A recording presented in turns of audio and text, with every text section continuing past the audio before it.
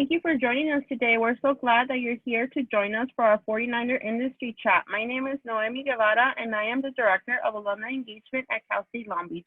Before we start our session today and introduce our next speaker, I would like to let you know this session will be recorded and it'll be living live on our website at csulb.edu/alumni. Also, if you have any questions for our speakers throughout the whole session, we encourage you to post them on our Q&A box found below. And now I would like to introduce our CSUB alumni volunteer moderator, Christopher Gutierrez. Christopher graduated in 2014 with a communications degree and more recently with a credential in social science and English in the class of 2019. And now I'd like to introduce Christopher. Thank you, Christopher, for being here today. Thank you, Noemi. It's a pleasure to be here. I'm very excited to have this conversation with Adriana. Like Noemi mentioned, I'm class of 2014, proud alum, and recently credentialed. You know, we're talking about bilingualism, so I do just want to start with, we're speaking a lot of English, but for those who speak German and Deutsch, hello, all zusammen, right? That's as much German as I know. For Spanish speakers, bienvenidos a todos, welcome. And if, so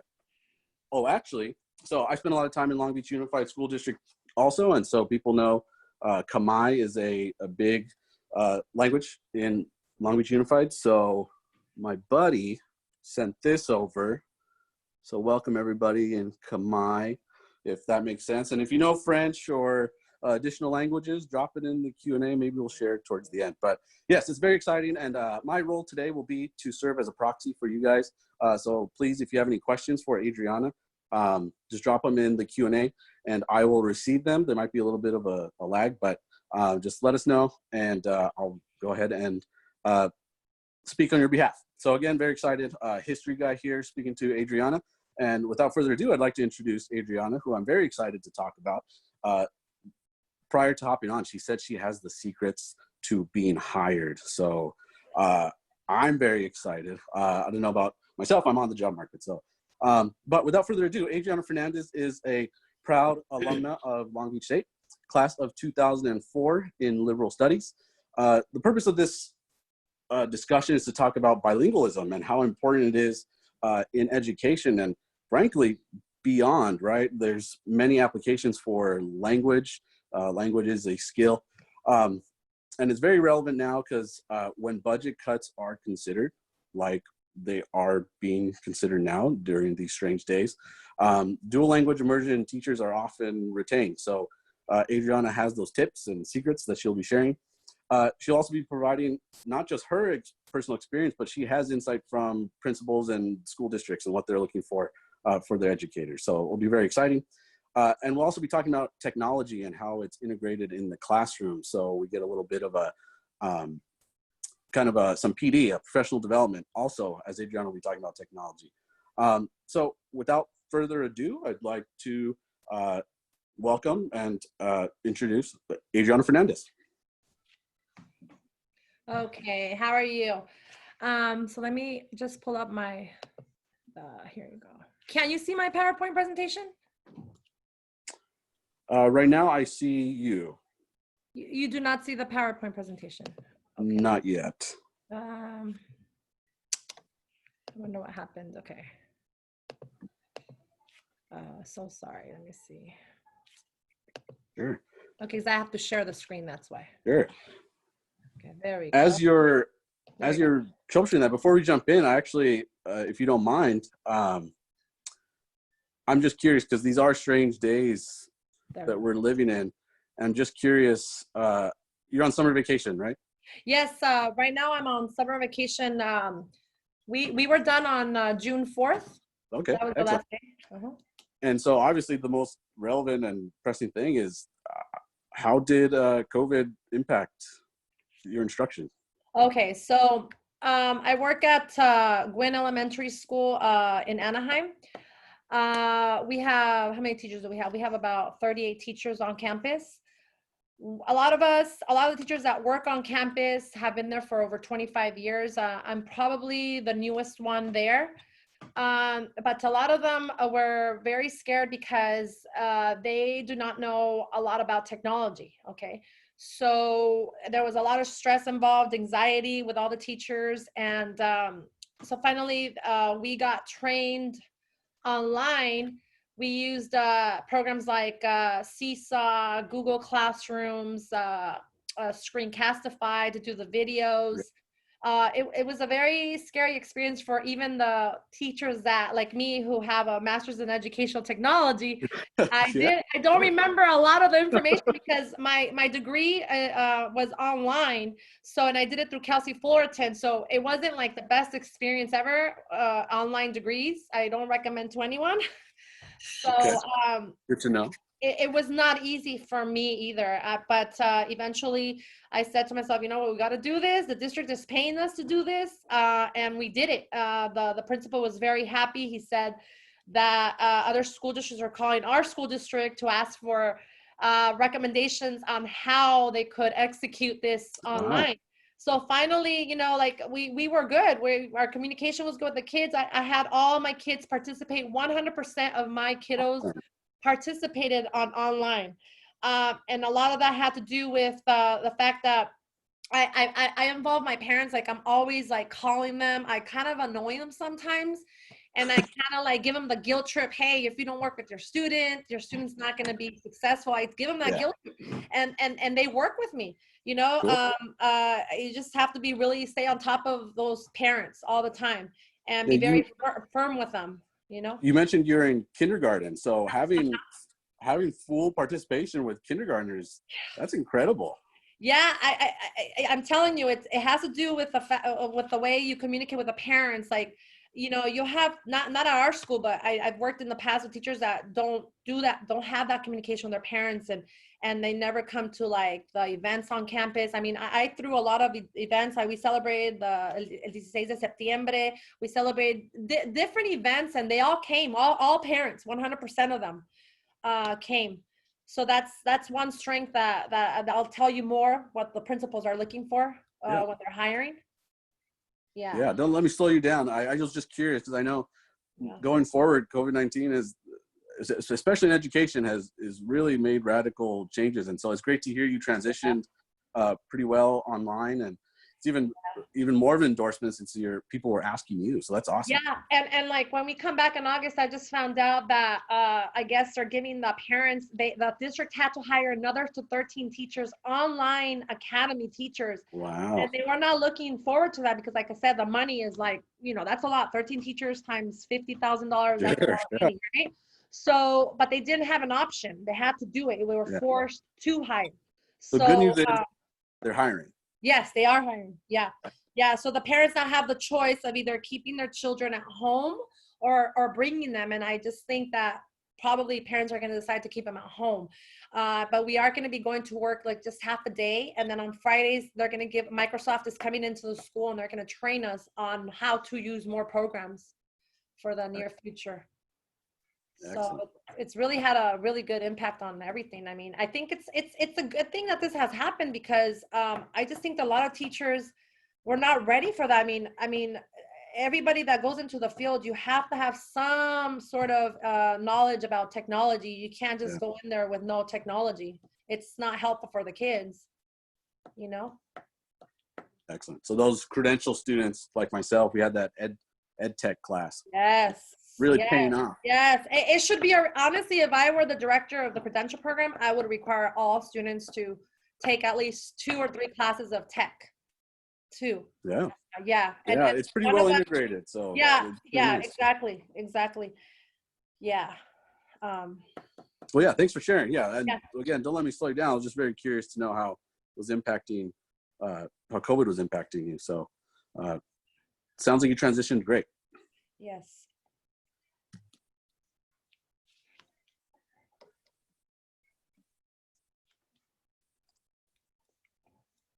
And I'm not sure, Adriana, were you going to do your presentation or? Oh yeah. I'm sorry. I thought you were going to ask me questions. I apologize. I was waiting for your questions.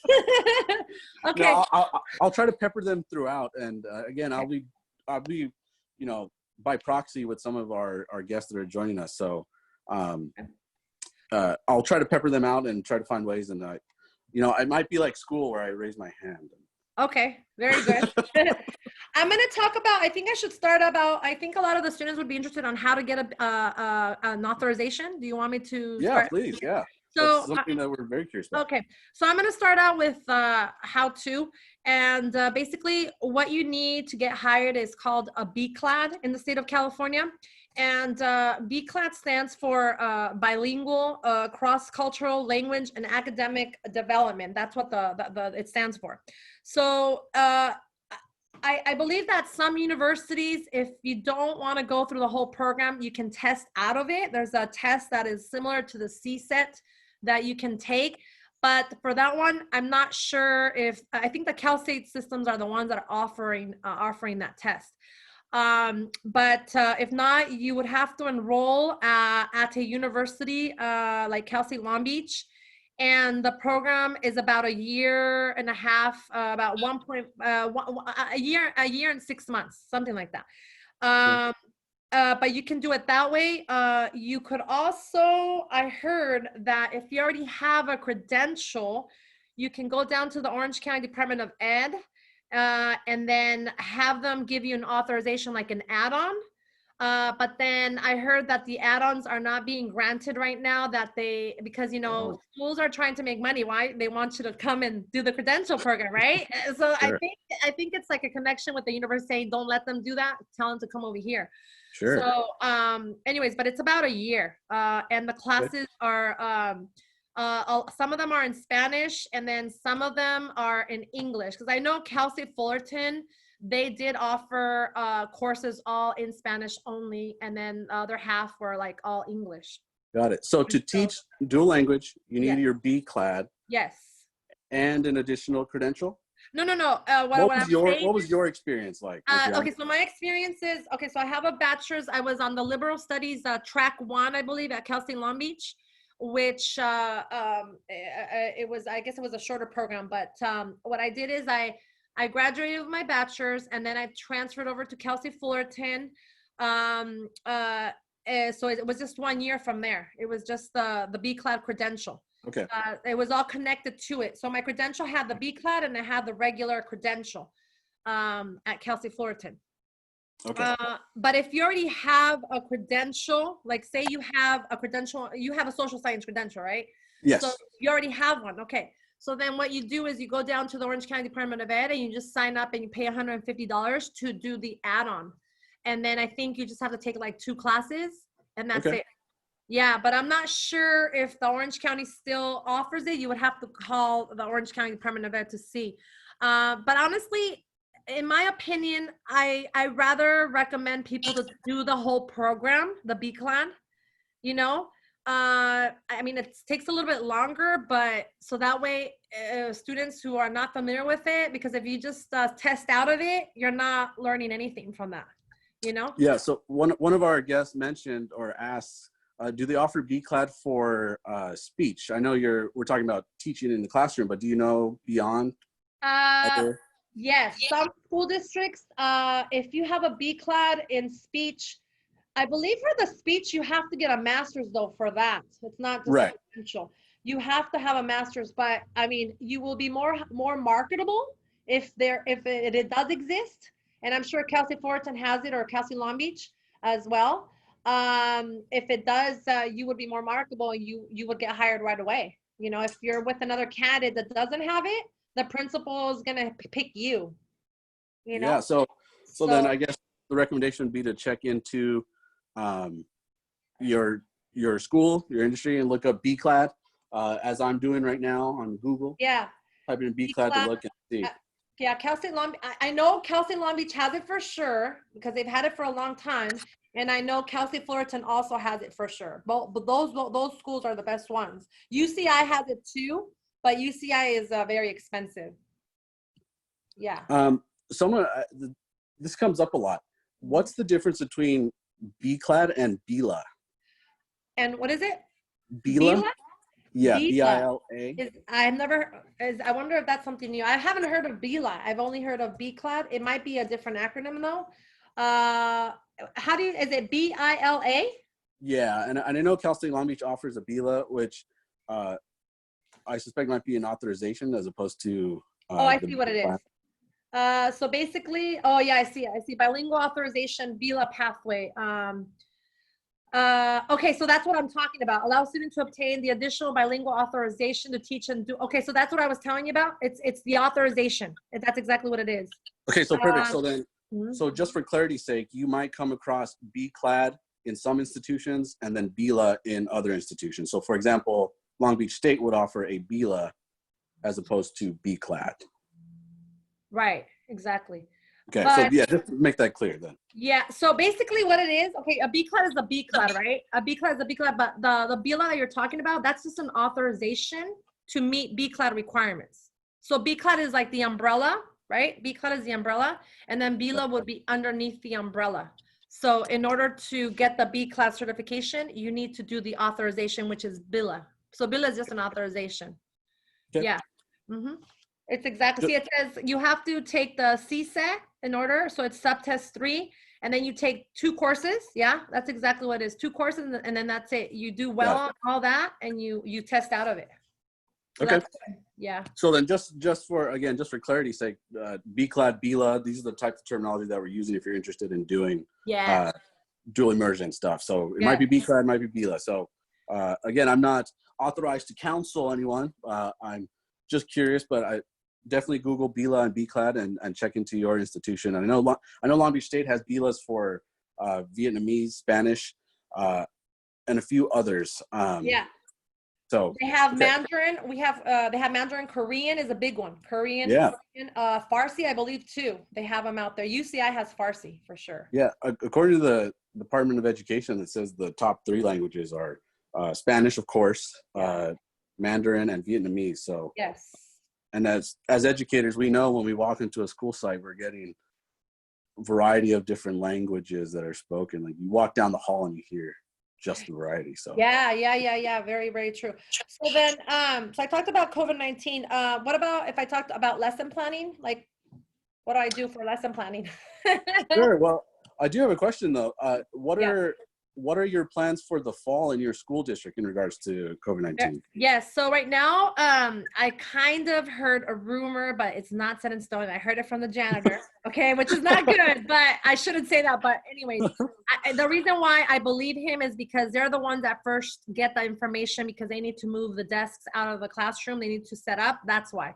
He's a very honest man. So he said, so far, they've told us that you're going to be coming to school only half day from 8 to 12, I think. And then you're going to go back home and you're going to continue to do online learning for the kids from 12 to 3 o'clock. And then we're also going to have a virtual online academy where Anaheim had to hire about 13 teachers just at our school, 13 teachers at our school, in addition to the 38 that we already have. Again, very encouraging. So I just hope, I think our enrollment's probably going to go down, most likely, because of that, because a lot of parents are just not going to feel safe to keep their children at school. From what I know is I'm only going to have 16 kids in the classroom, which is great. We're all excited about that because our classroom sizes are 28. Last year I had 28 students. Wow. Yeah, that's a big 50% drop. That's big. It's a big enrollment, but because of what's going on, parents are scared again. And since a lot of our kiddos do have some conditions that where they can't, go, they're gonna have to stay home. Well, certainly, you mentioned, it's scary for teachers and scary for students and so forth. So, in regards to your lesson planning, then, so you have your BCLAD and you hit the classroom, you get your job, and you're teaching dual immersion. And what kind of lesson plans are we talking about for these 16? So Anaheim, I've been really lucky. I used to teach for Moreno Valley, but I transferred over here because it was really far away. But Anaheim, just like Moreno Valley, they have very good curriculum. When I came here to Anaheim, we were bombarded, like literally bombarded with curriculum, brand new curriculum that they had purchased. It was being delivered to my classroom. I didn't even know what to open, what was what. They trained us on everything. We have a Estrellita, which is a phonics program that goes just with phonics. We have what is it called? Benchmark language arts program. We have the math program. We have a social emotional program for our kiddos as well. I mean, we have like curriculum for everything that you can think of: music, art, everything, the school district. So basically I'm new to this school district, right? I had to start from my probation again. Because every time you move, you Oh, have to shit. start again. You keep your years of Right. retirement, but you have to start again, you know? So anyways, I was thrown in there, and even my teacher next door, she was all stressed out. She said, I don't know if I can do this. This is too much work for us. And I said, I know, we have all this curriculum that we have to plan, that we have to get ready in 2 weeks. They're giving us 2 weeks, and we have to read all of this in 2 weeks and try to teach this. And it was really difficult. We had teachers crying on campus because they couldn't do it. It was too much. But finally we got together, they trained us, and the principal said, look, oh, this is another thing I was going to say. The principal matters at every school. Like, if you're going to get hired, make sure that you have a nice principal, because there are principals out there that are like, they don't want to work with you. They don't support you and with behaviors. And I know at the other school, the other district where I was, I know the principal was saying, you know, well, you know, we get paid through attendance, and we can't, if a kid is misbehaving, we can't suspend them. We can't do any of that. But they would not support you because of that, because they're like, the kids has to be in the classroom at all times, you know? So you have to make sure that you're happy where you're going to go to, because not all school districts are the same, the way they function, you know? So I have a very supportive principal, Dr. Perez. I mean, I love this man he's a very nice principal. And Adriana, he told us, sorry to interrupt. What's your school site, Adriana? It's Gwynn Elementary School. In Anaheim Unified? On Sunkist, yeah, in Anaheim. We have about, how many kids do we have? We have about 834 kids now, 834. It's not a very big school. It's a small school. I was going to say. And we have 2 administrators on campus. We have a speech pathologist, and we have a psychologist too on campus as well. But my principal said to us, look, if you guys, this program is new. We're piloting the program. Don't worry about it. Deliver how you can do it best. Okay. And especially for the new teachers, this is your first year. If it comes out right, it comes out right. If it doesn't, let it go. We're going to have another year next year, but try your best. I want you to deliver the curriculum as best as you can, because the district understands that you are a new teacher, and we cannot stress you with, you better do this, you better do that, you better do this. He told me, no, we don't do that. So it made me feel very comfortable when he told me that, because I was literally crying in his office, and I said, I don't know, my other teacher and I don't know if we can do this. It's way too much work for us. And then you want us to do the online, like, how are we going to do it? You know? But he eased us into it. So I'm glad. Well, it's nice that you have the support. I know, again, I'm a history guy, so I know the recent history in California with Prop 227, which was passed in 1988, restricted a lot of the bilingual dual immersion programs. But in 2016, we passed Prop 58, which kind of opened up the doors for bilingual education.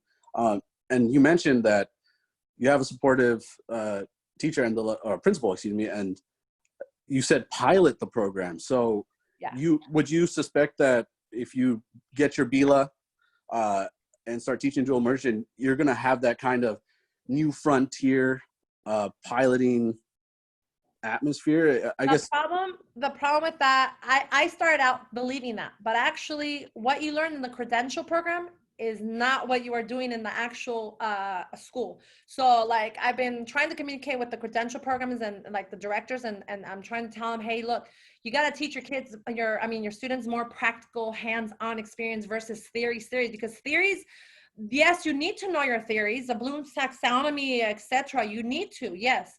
But when it comes to the classroom, they're not teaching you in the university level. They're not teaching you about behaviors and how to strategies on how to deal with those kiddos that are just all over the place, and they don't let you teach. I had a kid like that last year where it took over my classroom, literally, you know. But we finally figured it out because we had to get the behavior intervention, and there's just a lot of problems in the classroom that are not covered at the university level. You come in with a bubbly spirit. You come in with a bubbly spirit, and it's not like that. It's like, oh, dang, I'm not going to use any of this. Yeah. I Oh, I don't, get it. you I know? get it. For a lot of us, that's student teaching. That's kind of Yeah, the first wake up call. So, wake up call. um, and again, I don't mean to, Adriana, forgive me. I'm a talker, so I might Yeah. derail. I know you have a lot of good stuff in your slides, so Yes, I'll let yes, you yes. kind of get into it and dig So in. lesson planning, if you're a new teacher, you want to lesson plan as best as you can, but they always tell new teachers to stick with the curriculum. If you're gonna teach straight from the curriculum. Don't deviate from that. They tell you that, the district. Okay, and then once you have more experience, my principal does not ask me for lesson plans. We don't have to have lessons. He Okay. trusts that we are doing our work, but he does. Informal observations are very important. We do 3 per year. This year I got lucky. I only had to do 1 because he said I didn't need more. If he feels you don't need more, then you don't need more. That's great, right? You're out.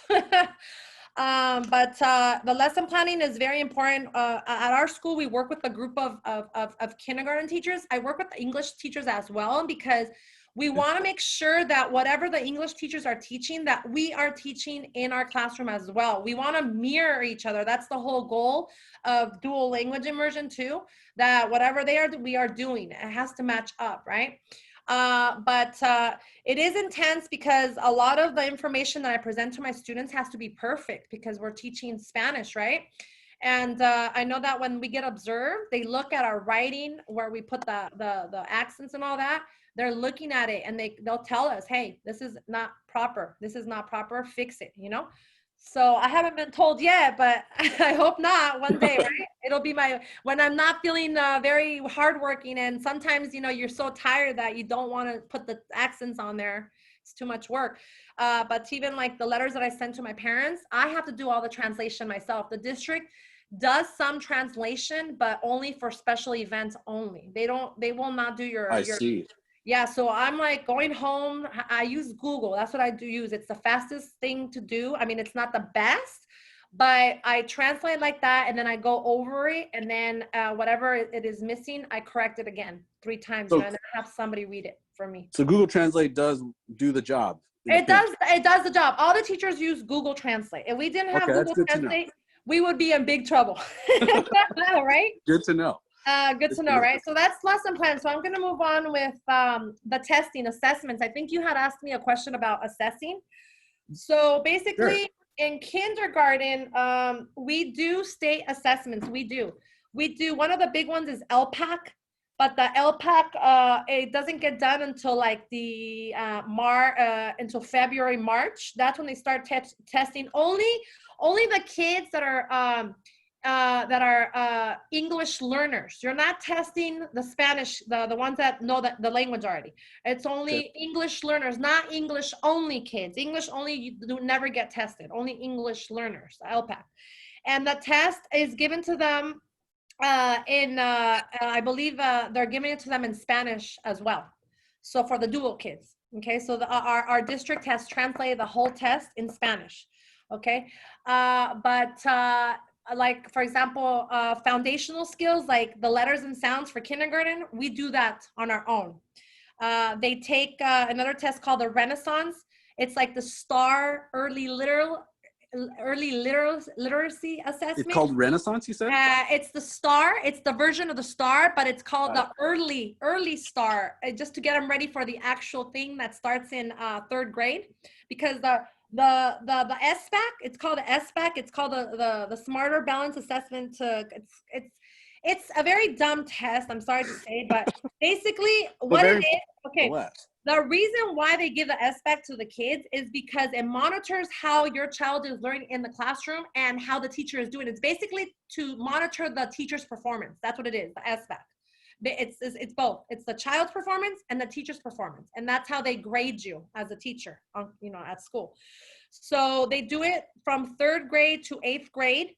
And then we have the CASP or the CAST. They changed the name. It's not the CASP anymore. It's called the CAST. So it's a science test, the California Science Standardized Test, and it basically is given for the first time in 5th grade, and then in 8th grade, and then once in high school, and that's it from there. So they take it 3 times in their career. Got it. So just to be clear then, most of the testing is done for English learners, but with your dual immersion program, it's not as I guess for lack of a better term, on the book? It's the same. No, it's the same. So basically, every test that the English kids take is the same in for the Spanish kids. It's translated. It's the same.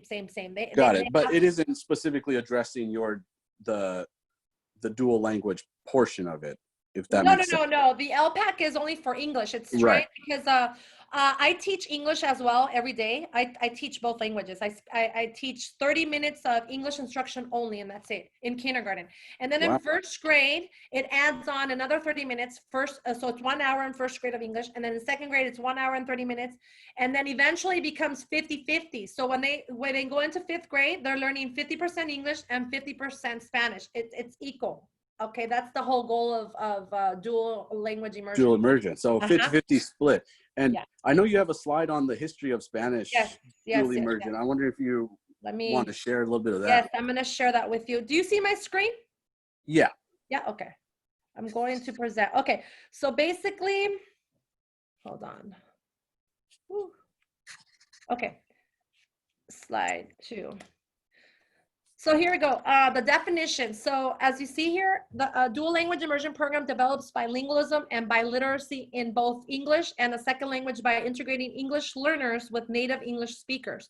So a lot of the problems that the districts are having is, in the classroom, for example, last year, 100% of my kids were Hispanic, and that's a problem for the dual language, because ideally you want to have a balance. You want to have like 50 English and 50 Spanish, but again, where are you going to get the other 50 if they're predominantly Hispanic, right? That's the problem. Right. So I know that Lake Forest does a good job of recruiting kids from other school districts to come into their district. They'll even pay them the transportation to come in.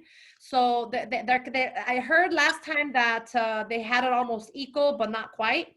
Ours is a 90-10 model. And basically I had already, a 90-10 model means that they start with English 30 minutes and then it goes up. Eventually, the language will be at 90% eventually. So, but the whole goal is to balance it out 50-50. So by the time they get into fifth grade, they already know English and they already know Spanish fluently.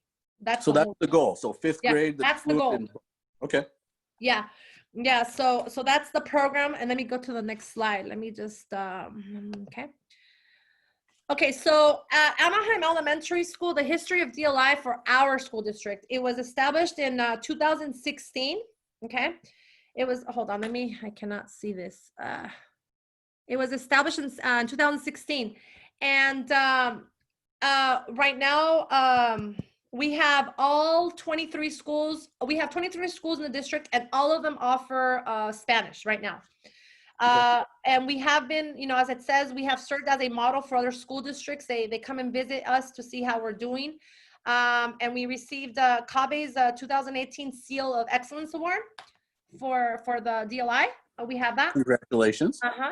And we have also, we hired a Korean teacher. We are opening up we have the first Korean program out of all the school districts. In California, we have the first Korean program. Wow, very interesting.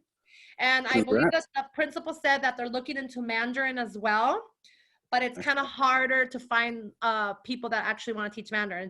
There's people that speak Mandarin, but it's harder to bring them in. That's the problem. Sure. So they're on their way to doing that. So Adriana, just sorry to interject, but we're seeing you're not in the presentation mode, so I don't know if you wanted to. Oh, I'm so sorry. Okay. Yeah, it's just a little smaller to read on the. Okay, I apologize. Let me. No worries. I just know you have awesome stuff in there. Yeah, here we go. Okay, so we also started the dual language program in transitional kindergarten. We have TK, which is transitional kindergarten for those kids that are going into kindergarten next year. And I know my coworker, Ms. Rodriguez, she's teaching dual language in TK. It's offered at our school right now, Juarez, Orange Grove, Man, and Wynn. So that's a great thing because they're starting it at an early childhood, which is great. So that's that. And then let me tell you a little bit more. So here's just a little bit more. So as you told me earlier in our conversation, we said that Spanish is well, right now it's second top world language. Okay. And more than 33 million speakers. We have more than 33 million speakers. I just wanted to know that it's not, knowing Spanish or any other language is not just important in the education field. It's important anywhere you go, even working, right? Professors at Cal State Long Beach or working in the administration at Cal State Long Beach should require you to speak Spanish, because you're going to have students who speak it, right? Sure. So it's everywhere, because I know even police officers in Santa Ana, they have to be bilingual, and the language that they're asking for in Santa Ana is Spanish. So it's not just in the education field. I just wanted to make that, clear about that. In business and every sector. Everywhere. You're gonna have clients who speak Spanish, Mandarin, etc. So very important. Yeah, 100%. Yeah. And if you can learn a third language, even better. I mean, if I had the time, I would probably learn a third language as well, because the more languages you know, the more powerful. It's like a power thing that you get. Like, yeah. So here we go. I'm gonna give you. I kind of already talked about this. I'm gonna kind of skip this because I already talked about that.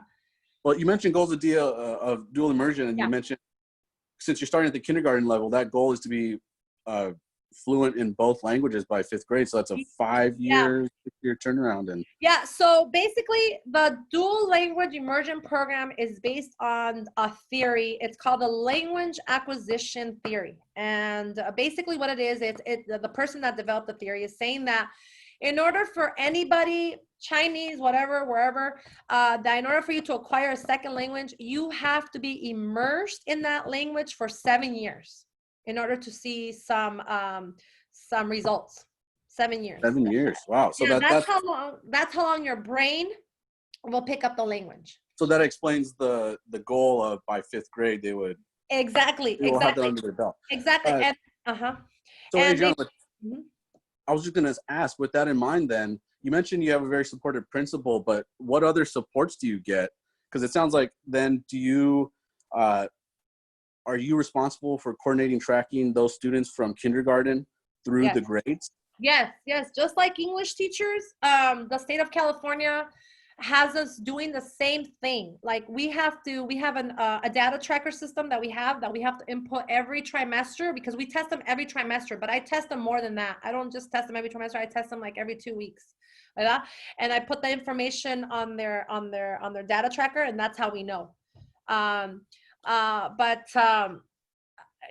So we keep data on everything. We have to. The district is always on top of that, because we do get audited by the government once in a while.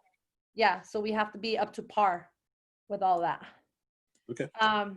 What was I going to tell you? I wanted to tell you something very important. So the test scores, if we differentiate test scores between English learners and Spanish, like the English classes, I have compared test scores with all my English coworkers, who teach kindergarten, and my test scores, our kiddos have scored 400 points or more. 400 points or more on all the tests.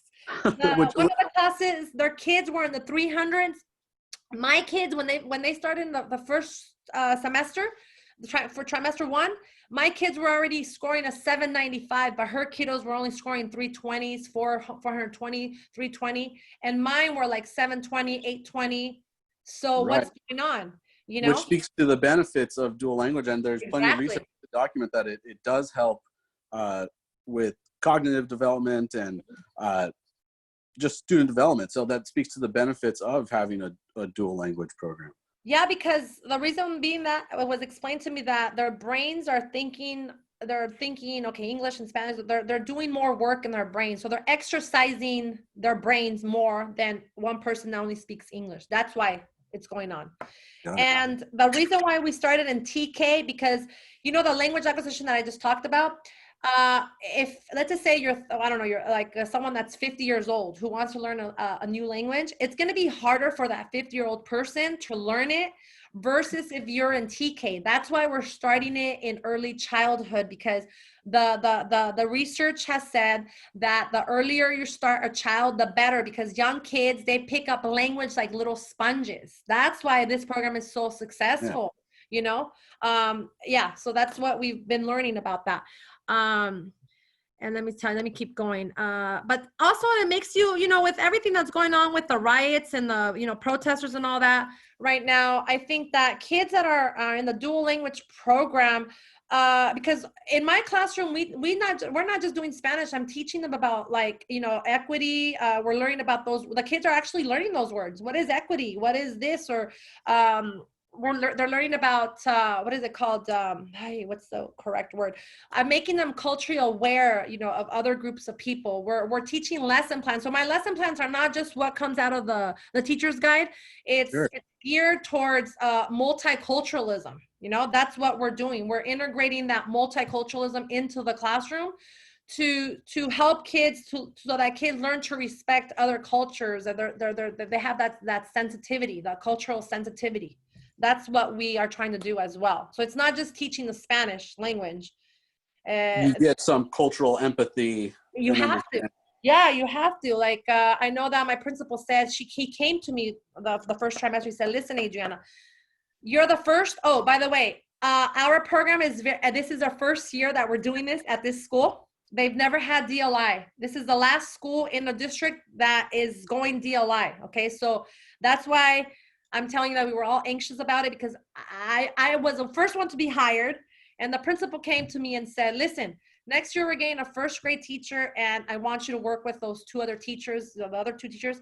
I want you to lead them, because I don't want you guys to just do lesson planning and that's it, go home. I want you guys to have this vision of developing events on campus, like extracurricular events. Like, for example, you're going to teach the kids about el 16 de septiembre, Cinco de Mayo, whatever the festivity is.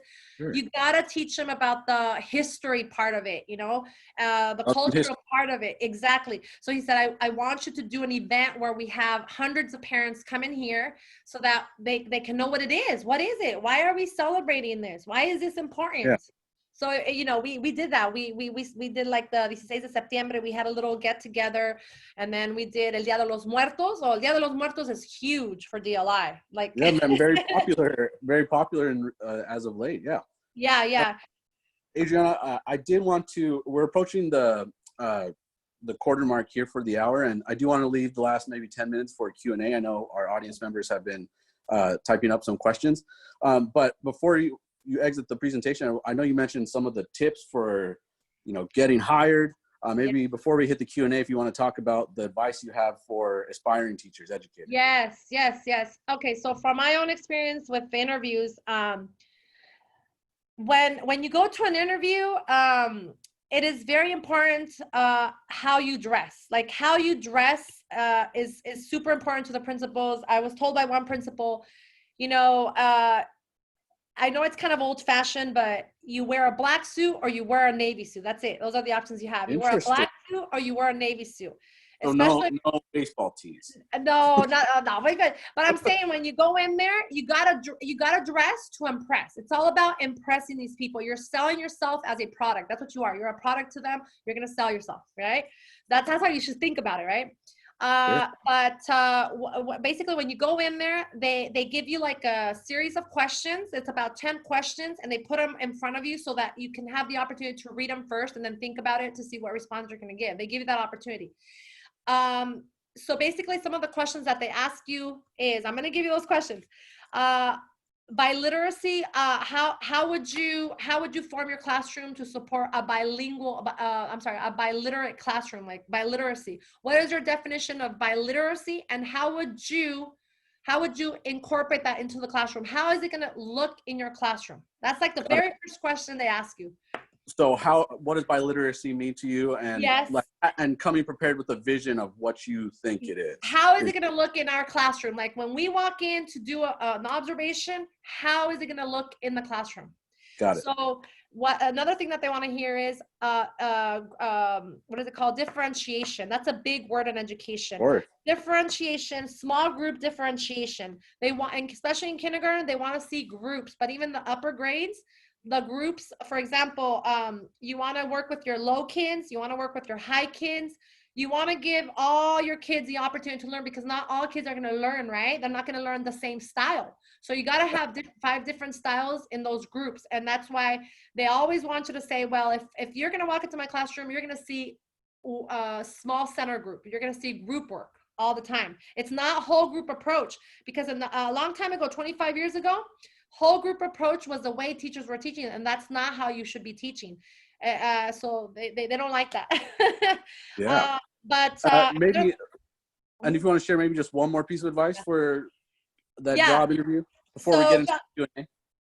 You always gotta be confident. You gotta look confident. You gotta have that smiley face with you at all times. And just go in there and answer all the questions, and you shouldn't have a problem getting hired, you know? Okay.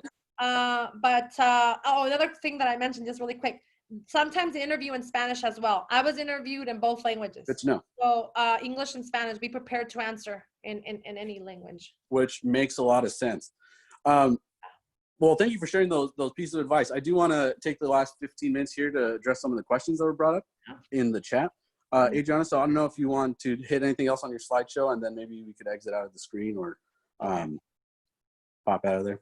Okay, let me. Any final words on your presentation? Again, I know there's a lot of good stuff, and I'll talk to Noemi to see about maybe sharing the slideshow as well. If you're gonna get a degree, and like if they're gonna get a master's, besides the credential, I think a good one would be educational technology. That's what I have my master's in. Okay. But if you're gonna do it, don't do it online. Do it face to face if they offer it. Okay.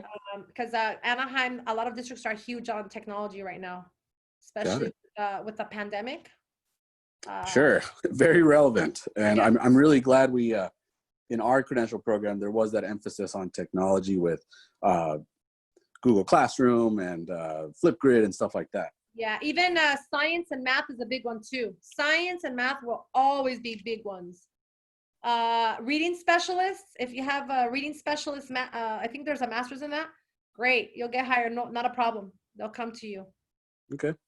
Yeah. All right. Thank you for sharing that advice. And so I'm going to go ahead and just field some of the questions that were brought up during the chat. And this is one that kind of comes up. And again, I mentioned the history of California with Prop 227.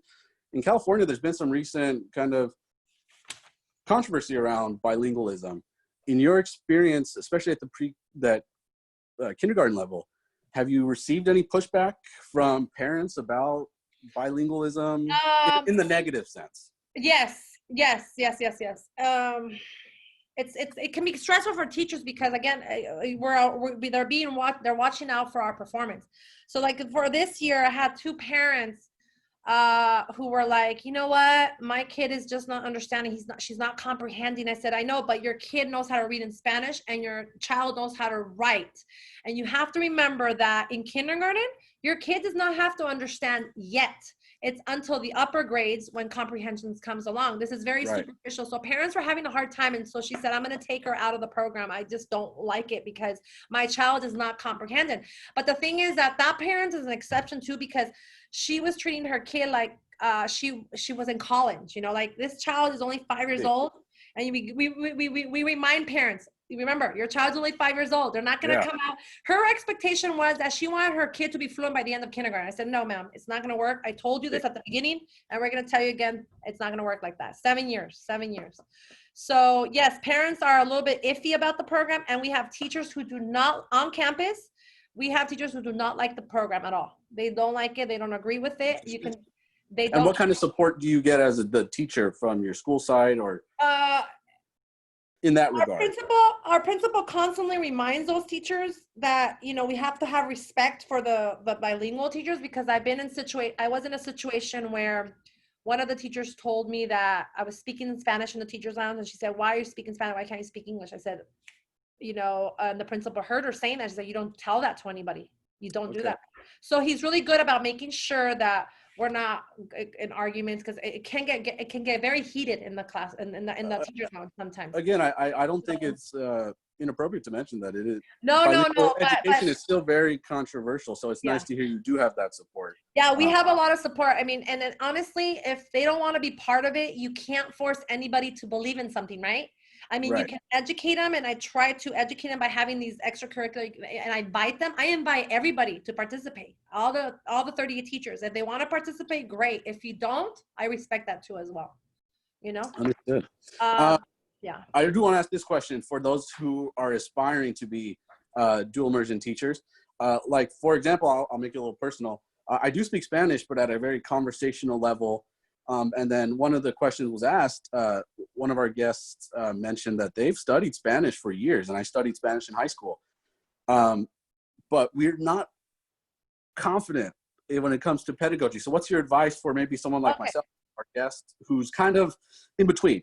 Okay, I'm going to be very honest with you. Myself, I mean, I was born and raised here in California, in Southern California. My mom is Hispanic. She's the one that taught me Spanish at home. I never went to bilingual programs. I was at a Catholic school. But let me tell you that I have felt that way, even in my classroom. I mean, I don't voice it to anybody. I don't tell anybody. But what you do in that case is you look for resources. Like, for example, like I told you, the translator, the Google Translator, it's not the best, but it's the only thing that we have at this point in time, right? Eventually, they're going to come out with better programs, right? It'll make life easier for us, but we just have to wait for that moment. But I just think you just have to, like, almost sometimes just forget about that. Just keep going. And yeah. One teacher told me, let me tell you what she told me. It is funny, okay? She said, you got to pretend like, even if you don't know it, pretend like you know it. So that way they think you know. Yeah. You know what I'm saying? Pretend. It's every field. Police officer, you got to pretend. Just do your work the way it needs to get done. If you don't know something, that's okay. Just don't voice it. Don't let anybody pick it up on that. Just find your resources, educate yourself, train yourself. If you don't understand the accents, hey, take a class during the summertime if you don't know how to do it. You know, last year at Moreno Valley, you know what they did to us? Every teacher at that school, they said, you guys are all going to train because none of you guys know how to do the accents. Over summer. I'm not joking with you. They told us that during training. We were so embarrassed. We're like, but they said, don't worry about it. We understand you. We understand you guys. we're teachers. We're lifelong learners. That's what. But see what I'm saying? Like, the districts know this stuff. Like, the districts are not. They know that they're going to have people that were not born here. I mean, of course, the people that were born in Mexico, they are the best, you know. But people here, they're going to have the majority of the people coming from Cal State Long Beach, Cal State Fullerton, UCI, wherever, you know. So that's very encouraging for those. So don't worry about it. Just do it. Yeah, just do it. I mean, if I can't understand you, listen. I'm going to give you another piece of advice. If I can't understand you when you're having a conversation with me, don't go in it. If you can't be understood, you know, but if you can be understood clearly and you can write it 80% or more, do it. I mean, 80%, okay. Yeah, but because I have had the experience of meeting a teacher that you can't understand nothing, and the parents will complain. The parents will complain about that. Yeah. For sure. We've talked a lot about how being bilingual opens doors in business and in law enforcement, etc. For you personally, has bilingualism ever actually done the opposite? Has it closed doors for you? Again, it's still in California been pretty controversial with bilingualism, but has it closed any doors for you? Never. I've interviewed I used to work for Enterprise Rent-A-Car. I used to work for a lot of other, where else? I used to work for a lot of places before I became a teacher, and I never failed an interview. I have never failed an interview in my life. Let me just tell you that. And you credit bilingual. Yes. Yeah. Understood. One of the questions we got to ask, I have to ask Adriana. People want to know. We've been getting a lot of questions on the chat. What's the pay like for a dual immersion? Yes, very good. That's a great question. Yay. Okay, so good news, right? Good news. Okay, so the starting salary. Okay, at Anaheim Elementary, unfortunately, we're not getting a stipend. Okay, we're not getting a stipend. No, we are not. No, we are not. But I mean, we did get a 2% increase this year, all salaries, because they're trying to, the reason why they're trying to do that is because Anaheim is saying that we don't want to leave the English teachers behind, because then they're going to have a problem and then there's going to be lawsuits. I see. So, exactly. But in Moreno Valley, for example, they were paying their DLI teachers more money than the English teachers. And the English teachers were like, really upset about it, right? We were getting paid $900 every month. Plus I was getting paid I had 28 students. So after 26 students, so I had 2 extra students. I could reject those students. Like I say, I don't want them in my classroom because we have the choice, DLI teachers only have the choice of having a smaller classroom. English teachers do not. But I was getting paid $900 for every child every month. So I was getting $1,800 a month every month. So I was almost at 6 figures in Moreno Valley, making 6 figures as a teacher there. But then when I came to Anaheim said, we don't do that because we don't want to cause problems. And I said, but you guys got to do it. So right now we're trying to convince them. We're fighting for it. The union is fighting for it right now. So just to clarify, so in Anaheim currently though, you're not getting a stipend, but in other districts, you were getting paid by enrollment. Like yes. Okay. Yes. We were so getting that could paid be by enrollment. Interesting. It could be some serious financial incentives. That sounds. Yeah, and we're all right. Money speaks is all I'll say. Yeah, so $2,000 every month, but regardless of whether you have a DLI or not, you're always gonna get a raise. I just got a raise this year for $2,000. Every year, you're gonna go up $2,000. I mean, any other job, Walmart doesn't do that. Walmart gives you 50 cents, you know? So, I mean, I'm happy. I mean, we've been fighting for a bigger percentage. I told the union, instead of 2%, you should be giving us 10%. I mean, that's how we fight. We argue back and forth. And I'm hoping, fingers crossed, that one day the starting salary for teachers is not $52,000 or is it $48,000? $48,000. I hope it's like more like $80,000 because it's hard work. We do a lot of work, and I mean, there's a lot of things. Like I've been trying to convince them to give us housing, you know, a cheap housing. Like there's a lot of things that I would like for the school district to really take into consideration, like forgive our student loans, right? Why don't you forgive our student loans? Yeah, you know. And there are some forgiveness programs based federal forgiveness programs based off of whether you teach in a Title I school. I know that's something comes up. And I am at the school where I'm at is a Title I school. By elementary is only like $5,000 and that's it. You would have for the forgiveness? Yeah, elementary doesn't pay that much. If you're in a high school, yes, it pays that much. But elementary, I heard it's only $5,000. Or if you go into special education, they pay a lot. They pay like $19,000. Sure. And are very much in demand. We're coming up on a last few minutes here, and I do want to throw out a few questions. Advice for current, this is a two-part question. Advice for students who are currently enrolled, and maybe advice for first-year teachers. So 2 separate. Okay, so currently enrolled students. Okay. So learn your information, your theories. You got to learn those theories, whatever. Remember, you have to. And learn as much as you can, everything that like your student teaching. Do your best during your student teaching so that way you can get picked up from that school where you're at. You know, the principal can hire you right away. That's how you want to make your impression. That's how principals pick up new hires. They like to do the student teachers all the time. Okay. Yeah. One more thing. Okay, so those are for currently registered students, right? I urge them to go to like job fairs, even though they're not ready to get hired, so that way they can get a feel for what they are looking for. It's very important that they attend job fairs. That's what I used to do. I used to go to all the job fairs at Cal State Long Beach, Cal State Fullerton, everywhere. I would follow them even to like up in Northern California. I would drive over there. So yeah, so that and then first year teachers, just remember, first-year teachers, don't stress about, oh, I'm new, brand new. They're going to be really hard on me.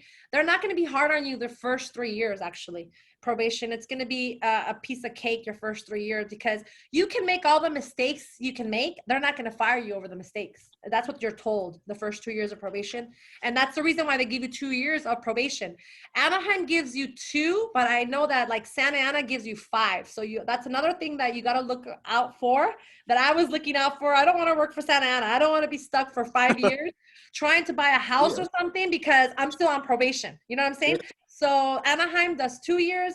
Moreno Valley does 2 years too as well. You want to look for those districts. As part of probation and part of induction for those who have a preliminary.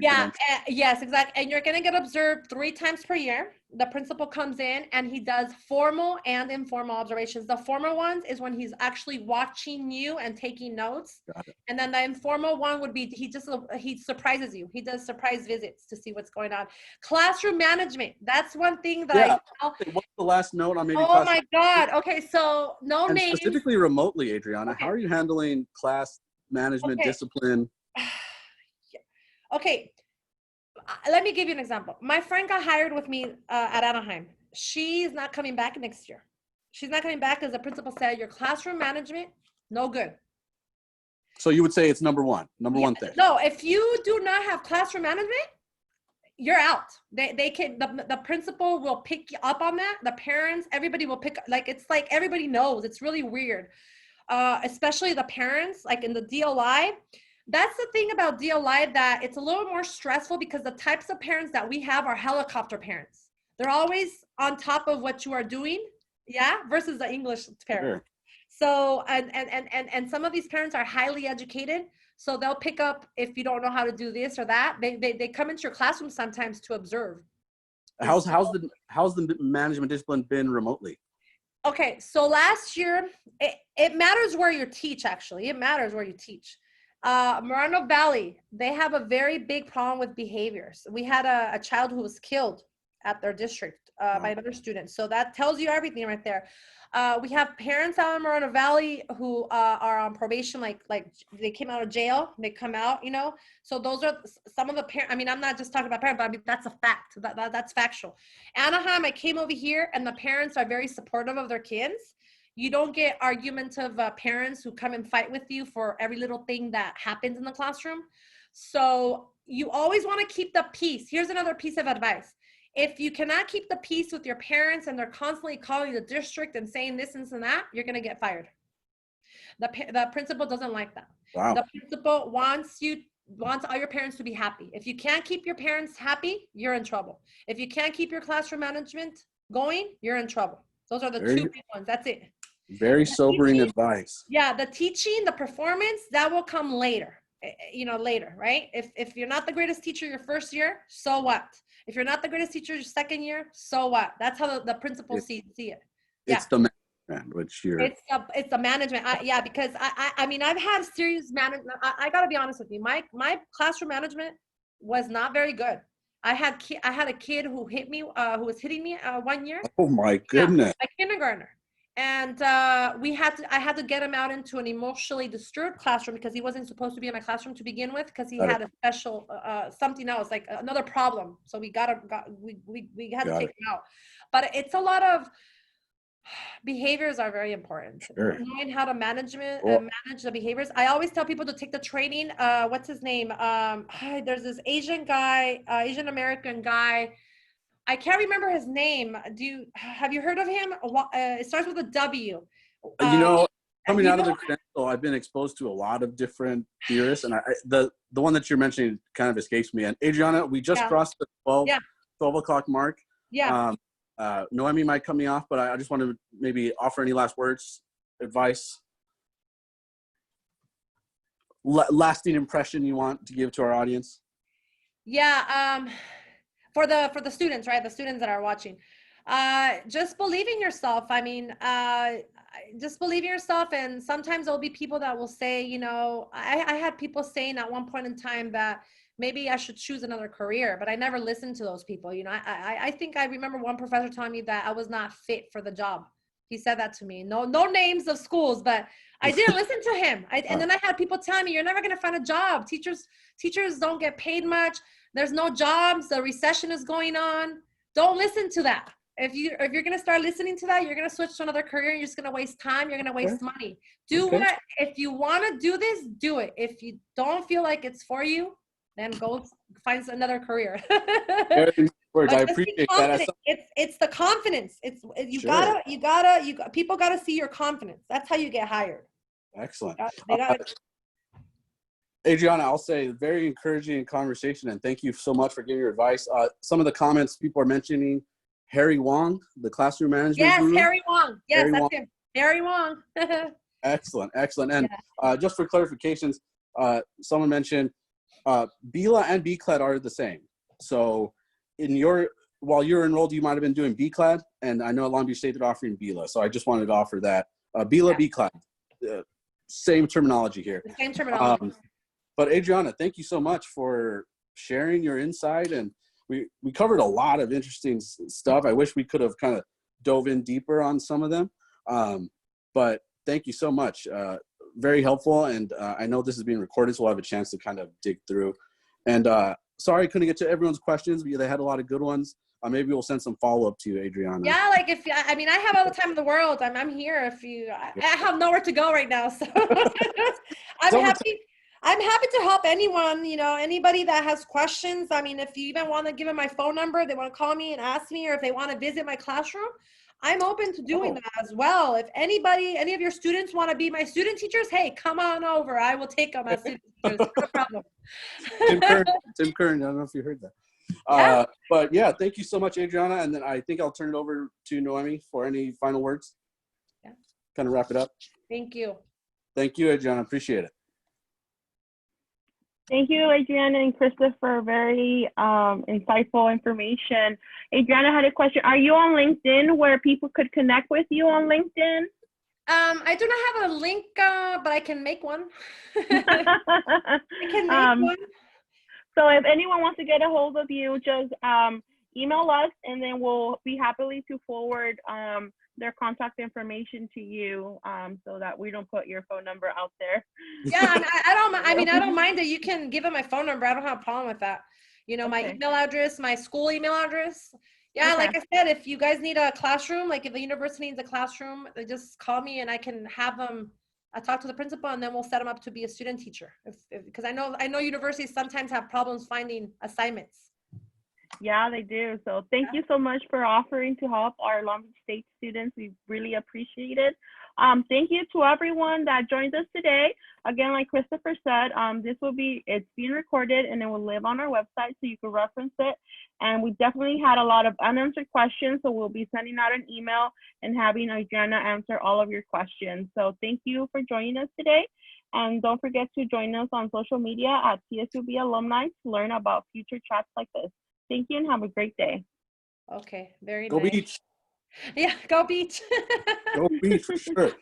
Look at my bilingual shirt, Los Dirtbags. Wait, did they change the name? They changed the name. No, you guys are not dirtbags anymore. We can't get into that. No, still. We are still the dirt folks. We don't have time for that.